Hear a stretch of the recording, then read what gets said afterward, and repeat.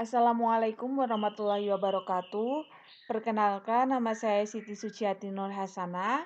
Di sini saya akan menjelaskan sedikit mengenai pencegahan tersier gagal jantung. Jadi ada beberapa macam pencegahan, ada primer, sekunder, dan tersier. Dan yang akan saya bahas di pembahasan kali ini adalah pencegahan tersier. Nah, untuk pencegahan tersier dari gagal jantung sendiri ada 4. Yang pertama adalah kita harus mengurangi kerja jantung. Yang kedua, kurangi beban awal, kemudian peningkatan kontraktilitas, dan kita harus mengurangi beban akhir.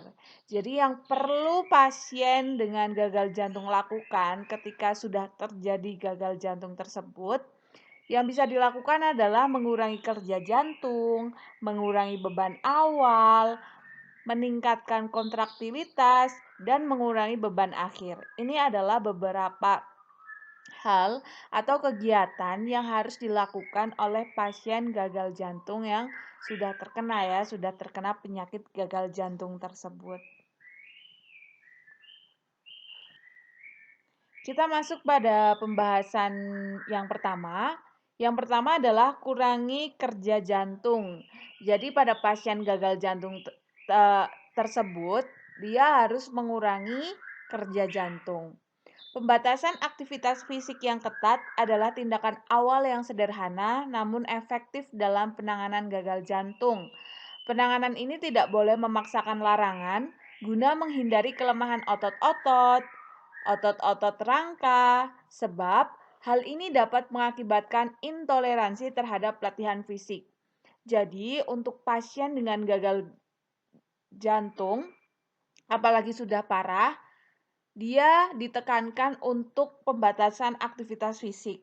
Meskipun hanya pembatasan aktivitas fisik, namun cara sederhana ini sangat efektif dalam penanganan gagal jantung. Jadi harus mengurangi kerja jantung.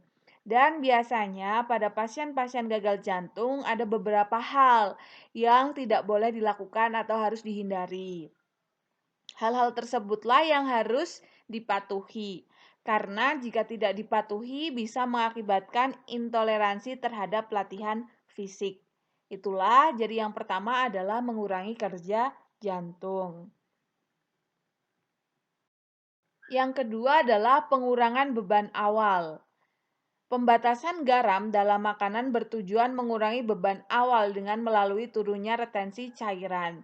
Jadi memang garam itu kelebihan garam sangat berpengaruh kepada kesehatan jantung. Orang yang hipertensif pun tidak boleh mengkonsumsi garam berlebih.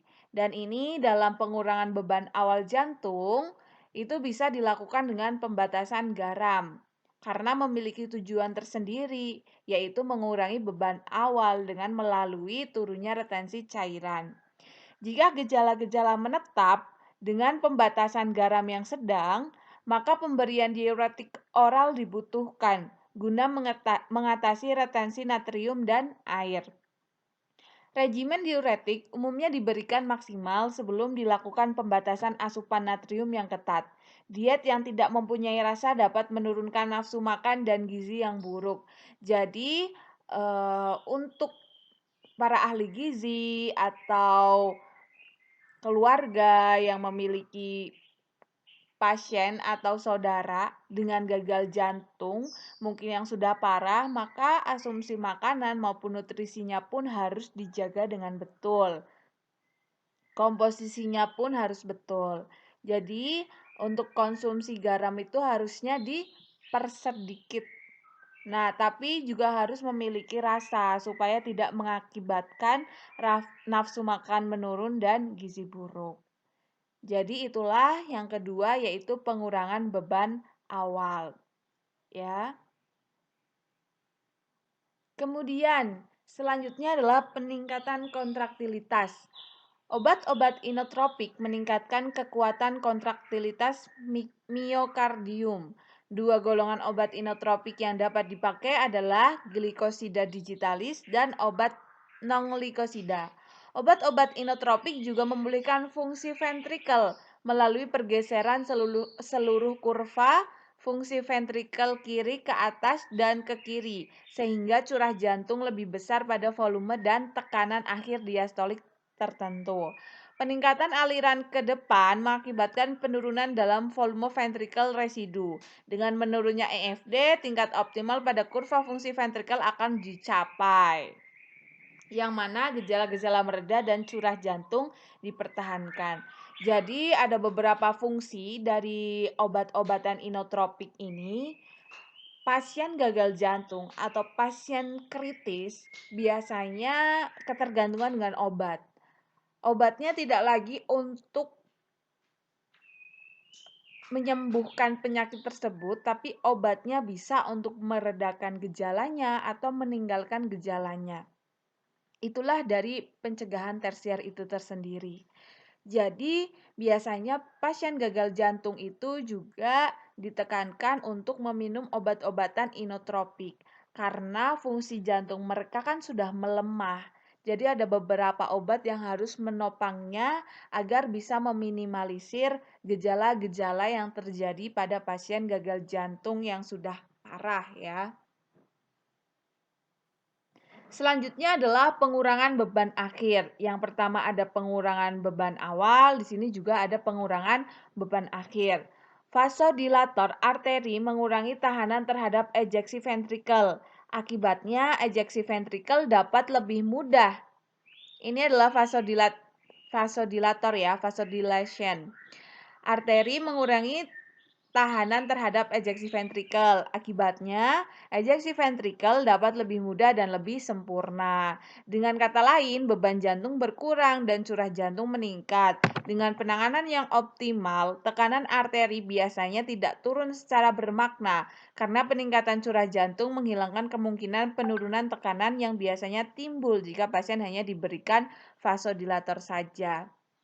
Jadi, pada pasien gagal jantung sendiri, pada pencegahan tersier biasanya dilakukan vasodilation atau diberikan vasodilator dan ada tambahan yang lainnya ya. Vasodilator ini atau vasodilation itu adalah untuk meregangkan. Ya, ini normalnya seperti ini, kemudian ini seperti dilebarkan, pelebaran. Akhirnya dia di sini bertujuan untuk mengurangi beban jantung dan meningkatkan curah jantung. Dengan penanganan yang optimal seperti ini, mungkin pasien gagal jantung tersendiri akan merasa lebih nyaman karena nutrisi dalam tubuhnya, baik oksigen maupun dan yang lainnya sudah terpenuhi, meskipun dia memiliki kelemahan dalam aktivitas jantung tersebut. Ya, sekian dari saya. Thank you. Wassalamualaikum warahmatullahi wabarakatuh. Jangan lupa cek Mahasiswa Zone, subscribe, like, comment, and share.